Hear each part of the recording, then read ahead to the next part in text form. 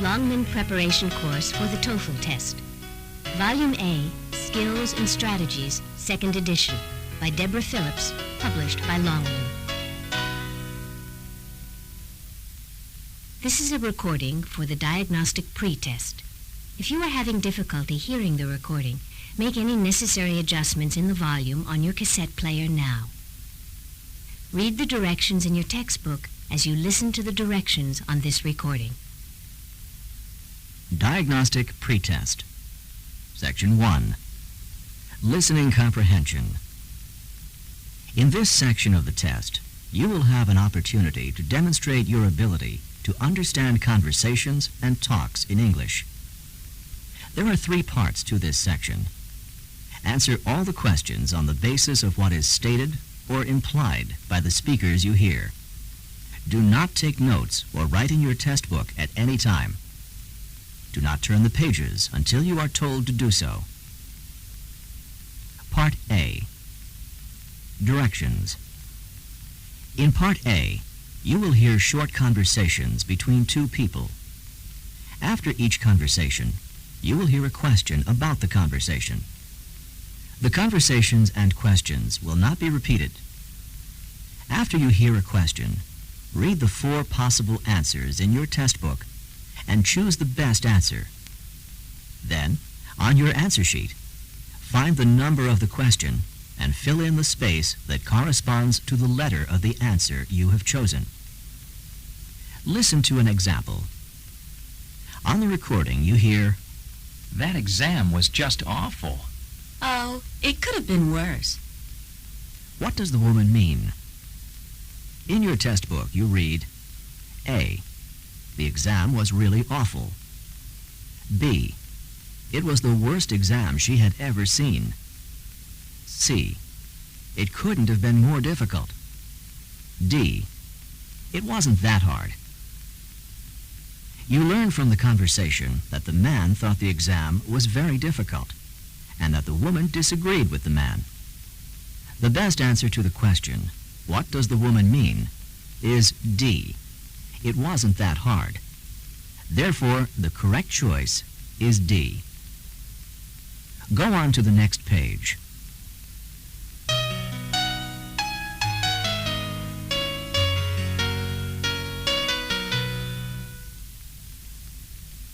Now, we will begin Part A with the first conversation. Number 1. Are you enjoying your coffee? It tastes extremely bitter this morning. What does the man mean?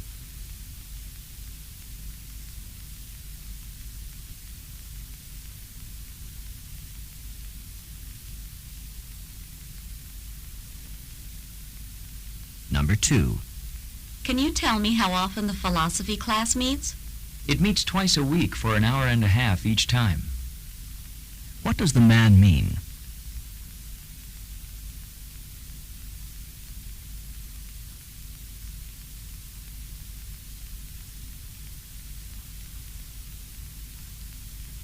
Number 3. I'm tired of just sitting here. Relax. I'm sure that the flight will depart within a few minutes. What does the woman mean?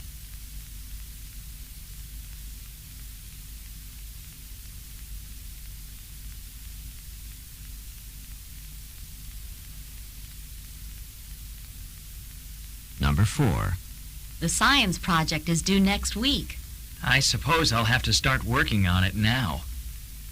What does the man mean?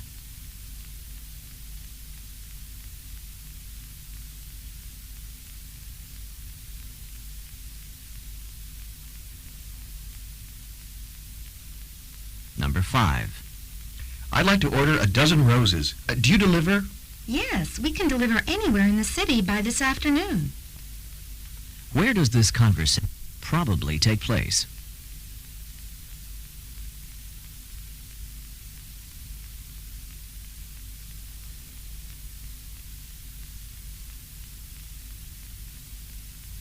Number 6.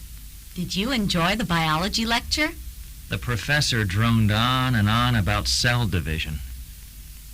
What does the man mean?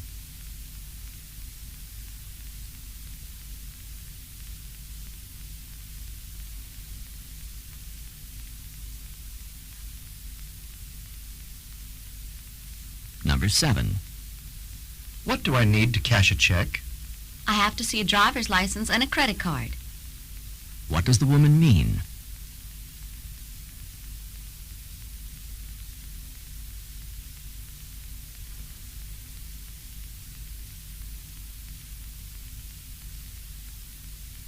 Number 8.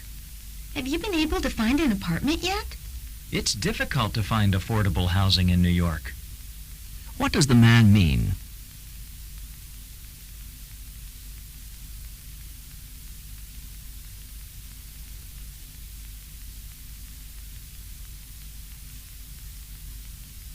Number 9. Why were you so late in getting home from work? My boss had me finish all the month-end reports. What does the man mean?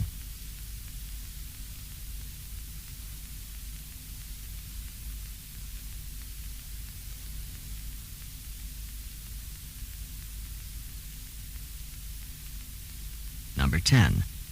Miss Jones did not look too happy as she left her classroom. She was angered by her rowdy students. What does the woman mean?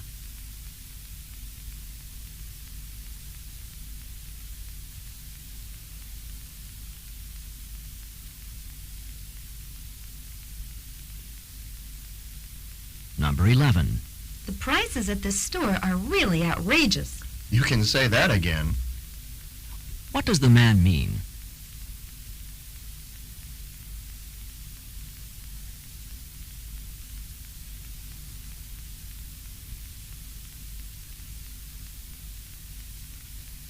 Number 12.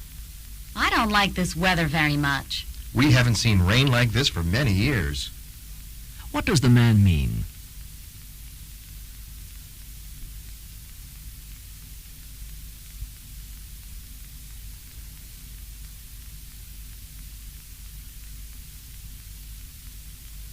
Number 13.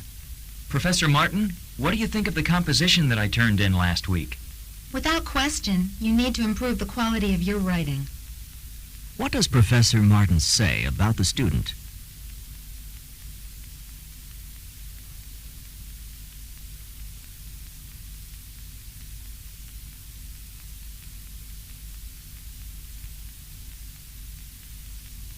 Go on to the next page.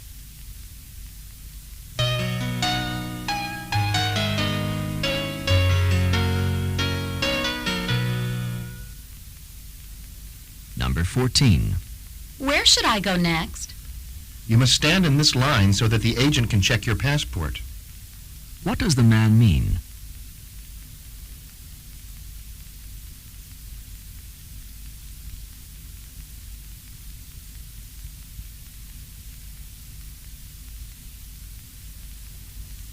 Number 15.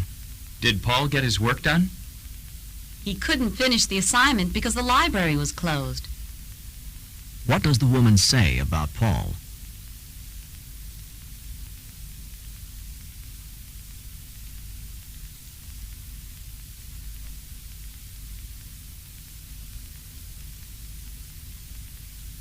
Number 16.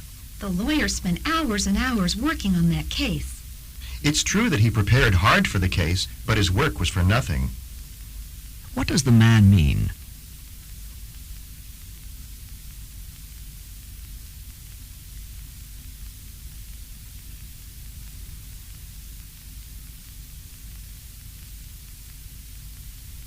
Number 17. Do you know when the papers for Professor Jenkins' history class are due? They're due next week, aren't they? What does the man mean?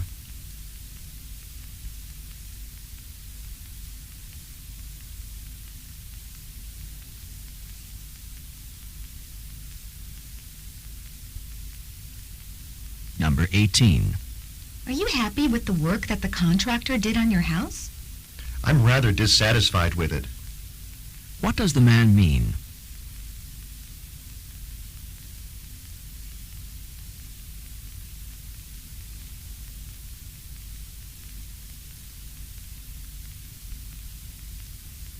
Number 19. I can't find a typist to finish my term paper by tomorrow morning. Why not do it yourself? What does the woman suggest?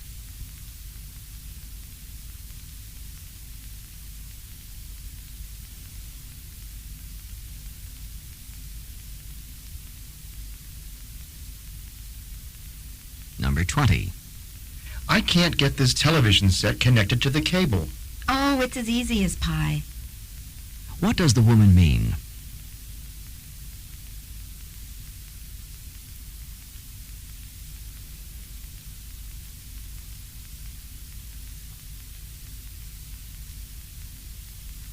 Number 21. Is Bob doing a good job in the office? He never manages to turn in his budget reports on time. What does the woman say about Bob?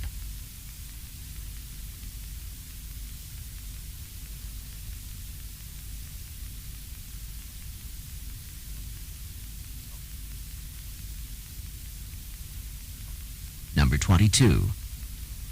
Has the auto mechanic told you how much work the car needs? He indicated that the repairs would be quite extensive. What does the woman mean?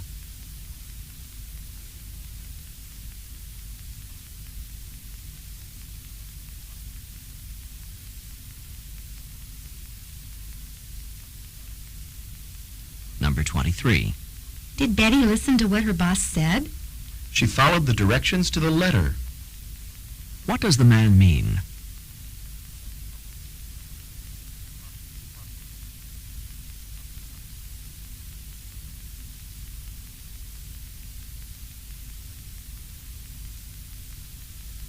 Number 24.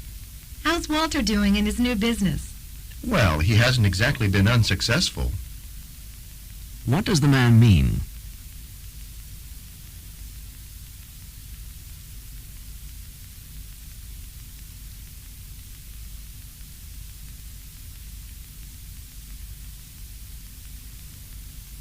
Number 25. Are you going to organize that closet this morning? I wish I didn't have to. What does the man mean?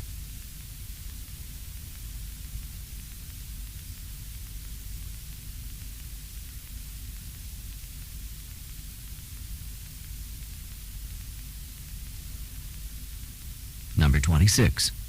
Did Sally finish that difficult assignment? She gave up before she really got started. What does the woman say about Sally?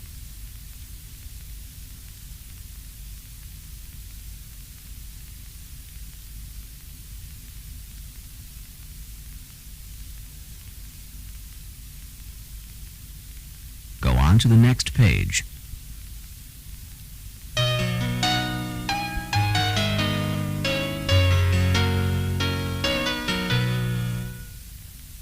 Number 27. What did Peggy say about the job I did? She couldn't have said nicer things. What does the man say about Peggy?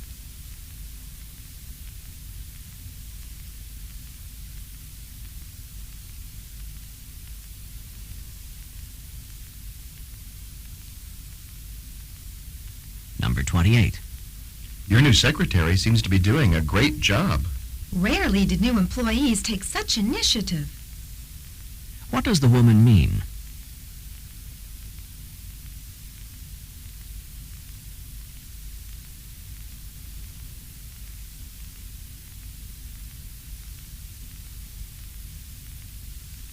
Number 29. Did you enjoy taking care of the children all afternoon? If you had gotten here any later, I'd have been a wreck. What does the man mean?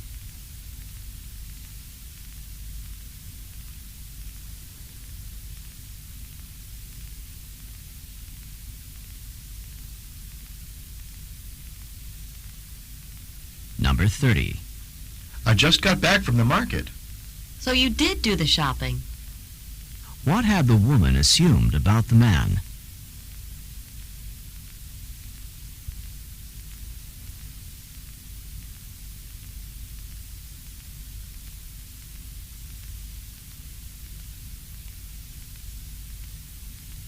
This is the end of Part A. Go on to the next page.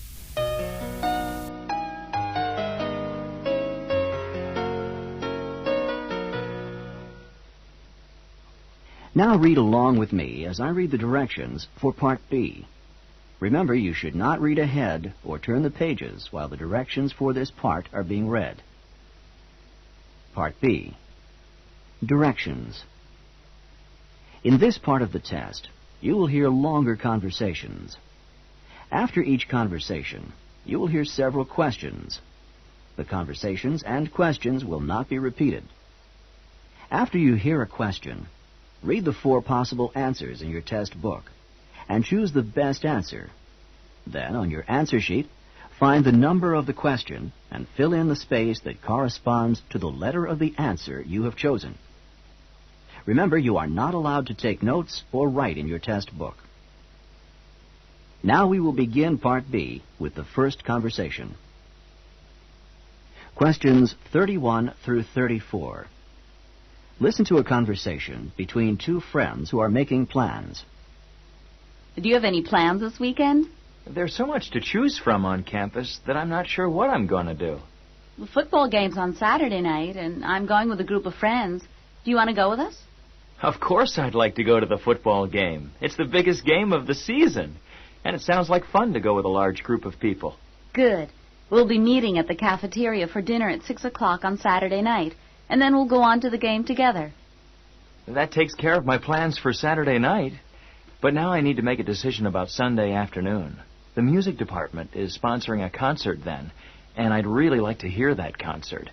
But there's also a play being presented by the drama department that I really wanted to see. It's too bad those 2 events are at the same time. You know, if you go to the game on Saturday night and a concert or play on Sunday, that doesn't leave much time for studying. Ah, well. Maybe I can do that the weekend after this one. Number 31. What is the woman planning to do Saturday?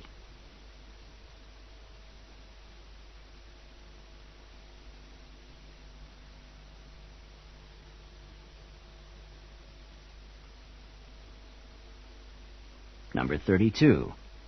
Why does the man want to go to the football game?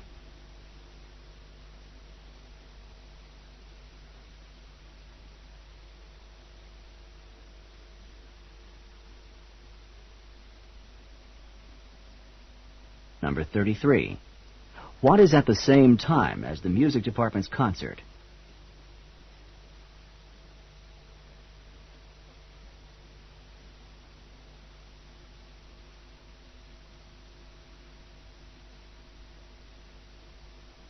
Number 34.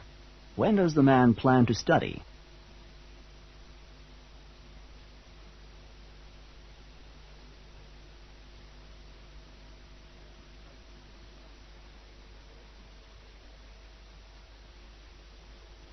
Questions 35 through 38.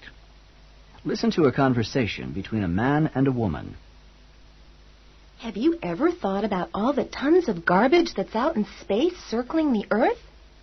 Tons of garbage circling the Earth? What do you mean? I saw a television program about it last night, and according to the program, there's about 3,000 tons of metal out there in space, traveling at speeds around 17,000 miles per hour. Where did all this garbage come from?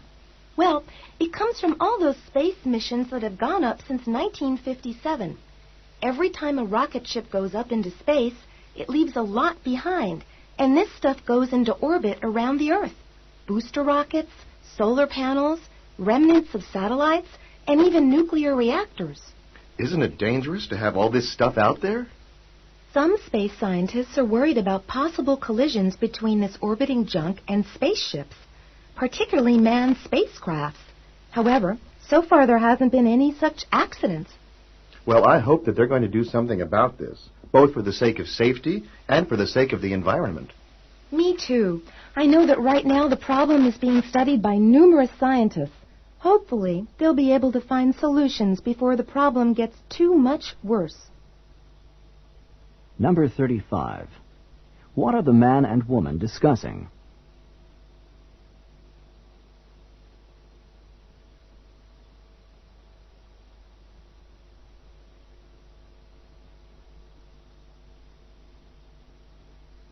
Number 36. Where did the woman learn about this problem?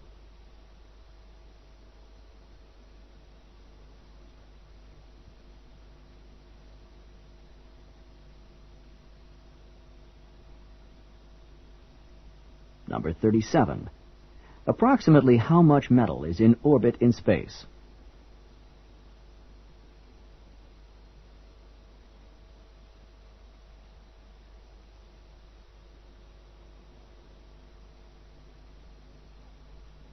Number 38. What does the woman hope will happen?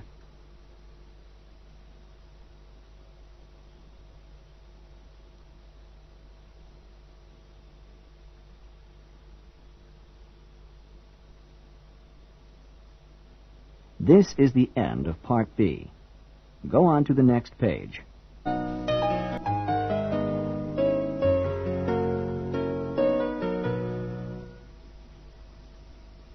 Now we will begin Part C with the first talk. Questions 39 through 42. Listen to a talk by a tour guide in the Everglades National Park. Today we're going to be taking a tram tour through part of the Everglades National Park. Quite probably we'll be seeing a number of crocodiles sunning themselves by the side of the water, or poking their heads up through the water. Needless to say, we will not be getting off the tram at any time until we leave the area because of the danger posed by the crocodiles. By the way, you've probably heard of the expression, crying crocodile tears. It is common to say that someone is crying crocodile tears when he or she is pretending to be sad or full of regret. Crocodiles always appear to have tears in their eyes, but they are not crying because of sadness or even pretended sadness. Instead, a crocodile uses its tear ducts to get rid of extra salt from its body. A crocodile does not sweat the same way that humans do and must get rid of extra salt through tears. So if you see a crying crocodile, do not think that it's feeling sad. It is basically sweating through its eyes. Look, over there on the right. There are two large crocodiles on the water's edge, right next to the fallen trees. You can get out your cameras and take pictures from here on the tram, but no, you cannot get off the tram to get any closer. Number 39. Where does this talk take place?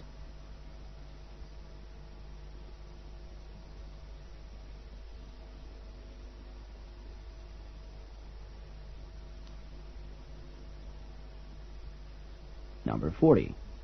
What does the expression crying crocodile tears mean when it is used to describe humans?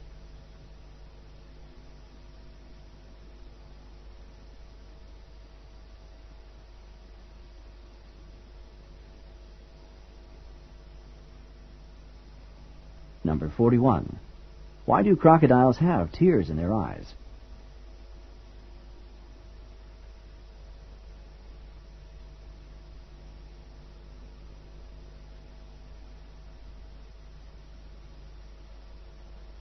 Number 42. What does the tour guide recommend?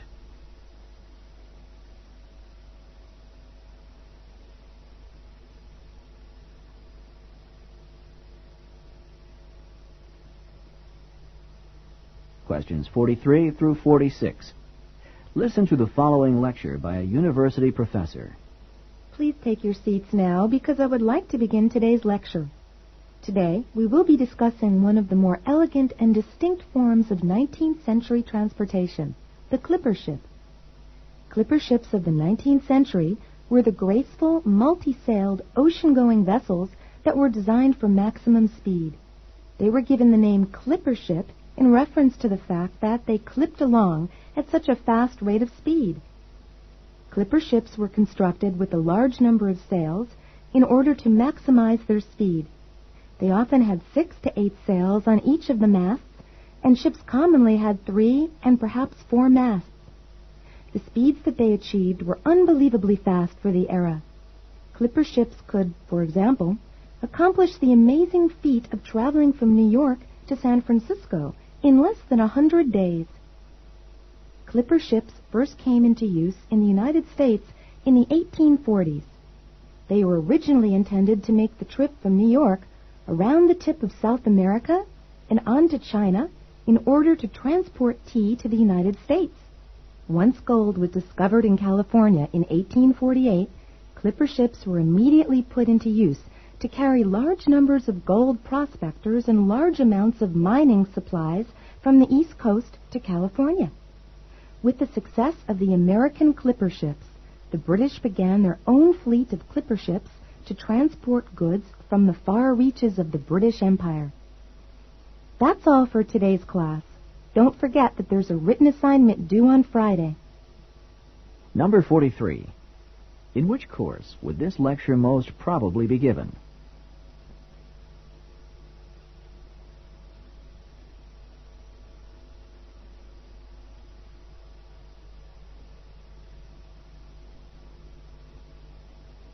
Number 44.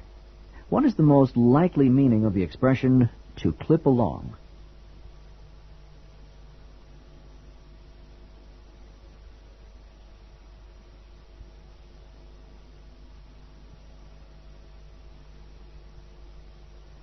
Number 45. What were clipper ships first used for in the United States?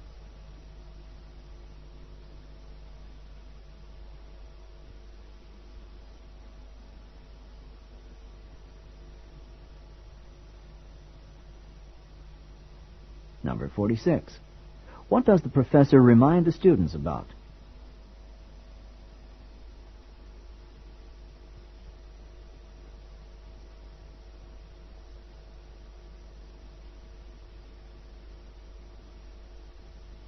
Questions 47 through 50. Listen to the following talk by a drama coach to a group of actors. I know that some of you are feeling more than a little nervous about tonight's performance, and I want you to understand that this is quite a natural feeling. You are going to be on stage in front of a lot of people tonight, and it's normal to be experiencing some nerves. I would like to help you to understand these feelings and not let them interfere with your performance. What you are experiencing is called stage fright. Stage fright is the fear that develops before you give a performance in front of an audience. Stage fright is not experienced just by actors and actresses. It can also be experienced by musicians, athletes, teachers, anyone who performs in front of a group of people. It occurs before a performance when a performer is concerned about looking foolish in front of others. Just before tonight's performance, if you're feeling a bit tense, if your knees are shaking, if your stomach has butterflies in it, and if you are thinking about how bad your performance could be, then you have a major case of stage fright. To control stage fright, you can work to control both the physical reactions and the negative thoughts. To combat the physical reactions, you can try techniques such as deep breathing, muscle relaxation, or even just laughing to relieve some of the pressure. To combat the negative thoughts, you should force yourself to focus on what you have to do, rather than on what other people are going to think. That's all I have to say for now. I'll see you back here at 6 o'clock, because the performance starts at 8 o'clock. Just remember that if you begin to feel at all nervous, try some deep breathing to relax, and focus your thoughts on the performance that you are about to give. See you this evening. Number 47. Who would probably not experience stage fright in their work?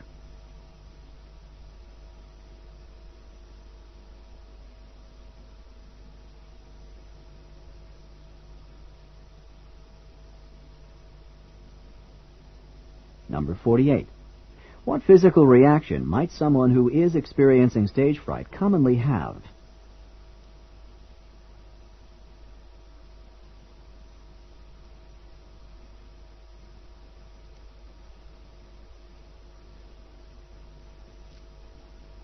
Number 49. How can someone combat the negative thoughts associated with stage fright?